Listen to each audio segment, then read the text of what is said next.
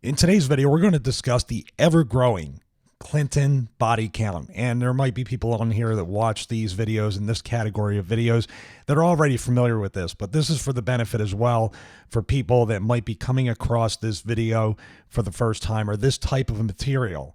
Because when you add it all up, I still haven't gotten a complete total on how many people have died being involved or in any way being around the Clintons, both Bill and Hillary. And we're going to go down the list. We're not going to read off every single person, but the theme with this is mysterious deaths, one car accidents, being shot in the chest twice with two different guns, and it ruled a suicide. It just mind-blowing supposed facts that I can't even get past, and it's just amazing. When I looked at this particular PDF, which I'll put in the description, for the Clinton body count, and it's updated for the 2016 run. I don't know the exact date. You can see, I'm going to scroll down. There's 60 pages on how many people have died around the Clintons. So we're going to go first here to Don Adams, 1997. This is long before Whitewater's land flips made the Clinton circle of friends rich.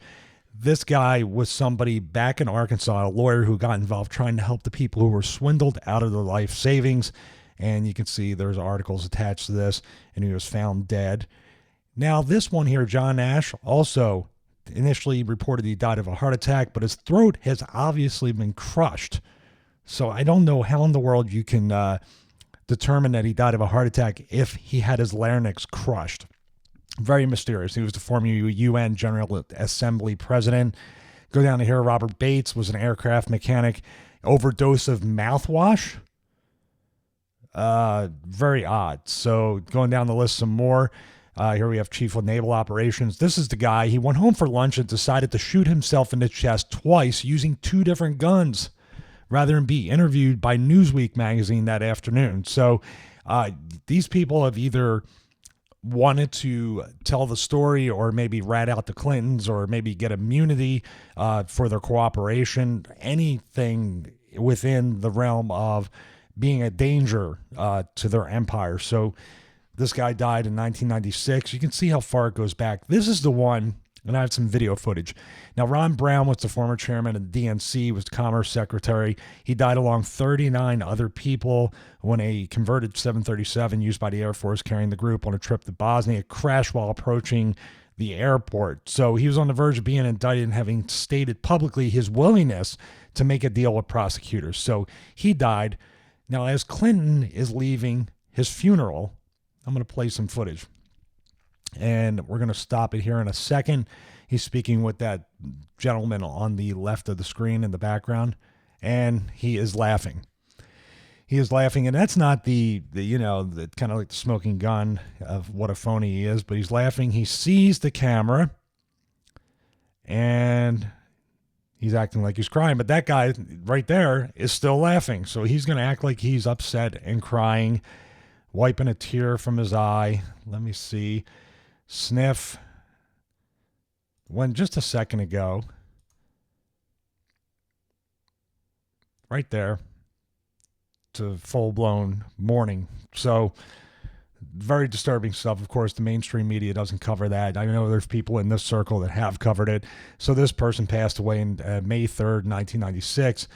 Like I said, I can't go through all these. I'm just going to touch on some of them. You can see journalist.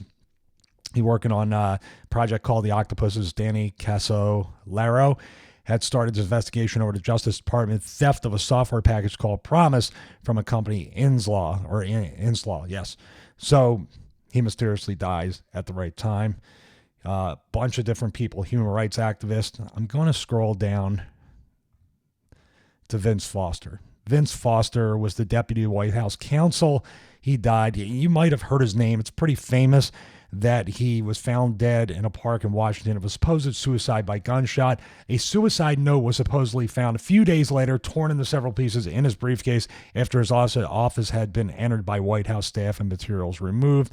The suicide note had since been revealed to be a forgery, but nobody said anything. And the gun he used to kill himself was reported to be still in his hand, but the person who found the body reports that there was no gun at that time, also swept under the rug. So very interesting there. Look at all these names. These names are incredible. Now, the one telling one was, there's Sandy Hume, going way, way back, scrolling down 60 pages. Now, this is the interesting one. John Jones, Julian Assange's lawyer. You might know who Julian Assange is. He was the one from WikiLeaks who continues to leak these emails that were deleted or other things related to Hillary Clinton and a lot of scandals. He was killed when struck by a commuter train on his way to work. So the police immediately declared the death as non-suspicious, and it's pretty crazy. So, and it said, you know, it's funny because people that don't know about the Big Brother aspect that the CCTVs, Great Britain was where it started. It said it had the highest per capita presence of surveillance cameras of any nation in the world, yet no video has been forthcoming as to just how Jones wound up in front of that train. It's really odd how there's no video footage of that. Now, crazy, crazy stuff. Lots of crazy stuff. This is another person, Sean Lucas. I have some video of him.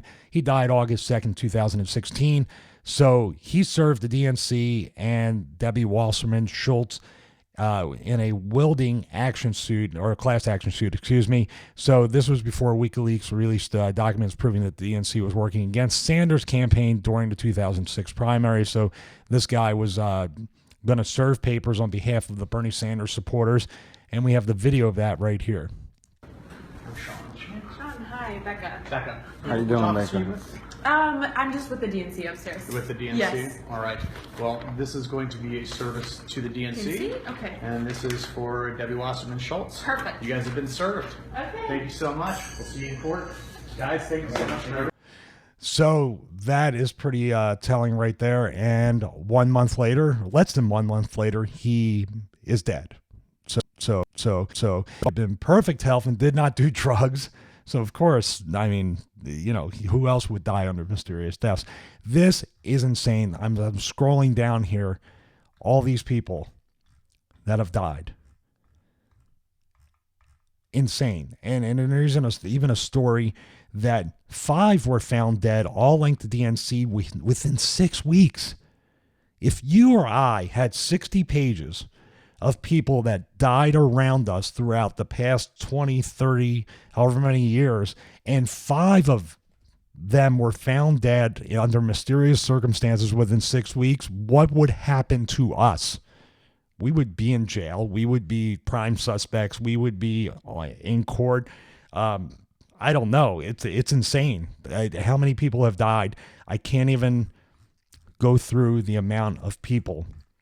And now we're down at page 60. So 60 pages of people that have died around the Clintons.